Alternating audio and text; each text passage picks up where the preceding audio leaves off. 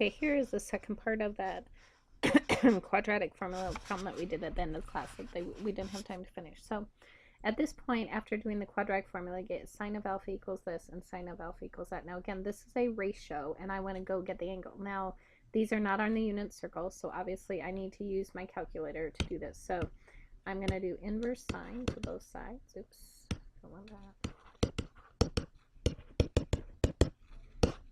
So alpha is equal, we'll just use equal here, but we've rounded. And then we'll do inverse sine over here.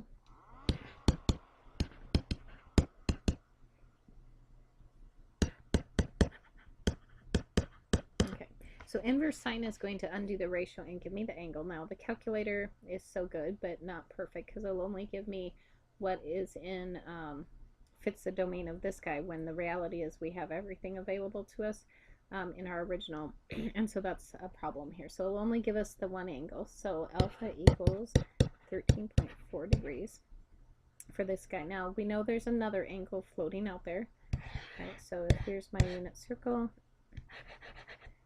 Here's my 13.4 degree angle, and so there's an x and y there, and I want my sine to be positive because obviously the ratio is positive here, so sine's in this quadrant. Now there's also another sign that this guy misses because of just an error in using it in the process, but there's also a sign that's positive over here. Now the x part's negative, but the y part, the sine part, is going to be positive. So these two angles both are going to work in the original. Unfortunately, our calculator is limited by this function because it's only defined in certain areas. And so here I get my 13.14. So this angle, and again, we don't really memorize this, but if you look, that's 180, and I'm 13.4 up from that. So if I take 180 and minus my 13.4, then I can see what's left there, all right? And so if I subtract that, I end up getting 166.6 degrees. So my other angle is 166.6 degrees. Then I can write my two formulas. So alpha equals 13.4 degrees plus 360 degrees times k, and alpha equals 166.6 degrees plus 360k, and again, k is an integer. Right now, if I want to look at this other one over here, I'm going to erase a little bit of this right now. So let me just kind of erase what we did right there. All right, and so let's focus on this guy a little bit. Okay, so here we have our inverse sine. So again, just do this on your calculator, and your calculator is going to give you a negative 25.6 degrees. Now that's a problem because on these formulas the first angle always has to be positive, so we need to find something else to do here. Right, and again, the reason it does it is because it's limited by this function that we use to solve it. So there's some error as far as using that method, so we have to fix it. So again, I need to first figure out what this angle is, and again, remember this angle, I want this, well, not that first part, gotta erase that part, but I don't, sorry, let me try again here. Alright, I want, here's my circle. Alright, so negative, it's right here. Try this again. So I want this angle right there. And so again, you don't really memorize what to do, you just look at it and you're like, oh, that's short from 360. So 360 minus 25.6 is going to give me this angle. Now this is still just my first angle. This isn't my second one yet. This is just trying to fix the issue here. So my first one ends up being, what is that, 334.4. And then again, plus the 360.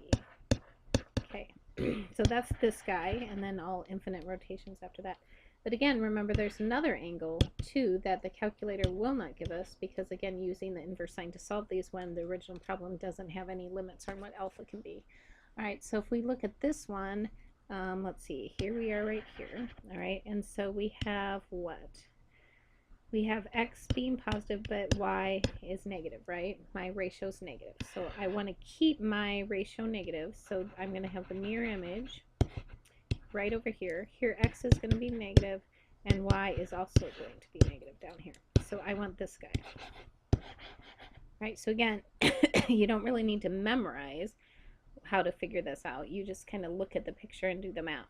So this time I'm going to switch to green. So where is this angle at? Well, just look at it. It's 180, but this time it's actually plus a little bit more than 180. So to figure out the second angle, I'm going to take my 180, but I'm actually going to add that 25.6 degrees. All right, because to get to this location, I can visually see it's 180 plus some other stuff. All right, so to get that, I add those together, and that's what, 205, is that right? 205.6 plus my 360. Okay. All right, so if you look at these, you can see right here, there's two equations for the first ratio, and then there's two equations for the second one. And then again, if I give you, you know, limits on what your angles can be, so if I say limit it to 0, 360, not including 360, then you'd sub in 0, 0, 0, 0, and those would be your four angles. So at 13.4, this would happen. 166.6 degrees, it would happen. 205.6 degrees, it would happen. And 334.4 degrees, it would happen. If I doubled this, then, you know, I'd have to sub in k equal 1, k equal 1, k equal 1, k equal 1, and then do the math and add more angles to my list here. All right, that's it for the second one.